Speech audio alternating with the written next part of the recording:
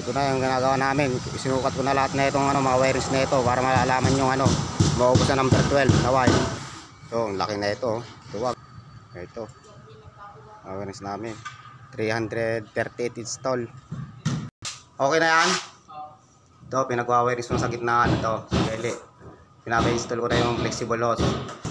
Ito, sinukat ko na pala yung bawat install na ito.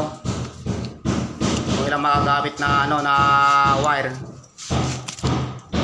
Bali nasa 22 meters ang number 12. Bali tinimes ko na sa 338.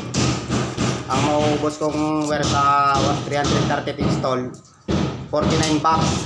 Ang mauubos na ito na number 12. Yan. 49 bucks, kaya kulang pa kami ng kulang pa kami ng wire na number 12. Yan. Kinumpit ko na ang materialis nito sa kinumpit na namin yung materialis sa magagamit sa number 12 na wire. Yan.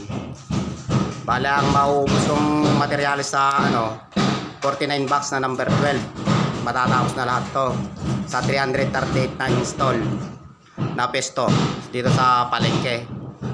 Yan, abangan niyo hanggang sa matatapos namin. Ang accomplishment na natapos ko na ito, 150 installs na wiringan ng number 12 na wire. Pero yung iba, i-splicing ko pa lahat yun, hindi pa na-splicing lahat. Yan. Yan, abangan din yung mga litsong dito pagkatapos nito. Bale, 49 bucks ang mauubos na itong wire na number 12. Yan.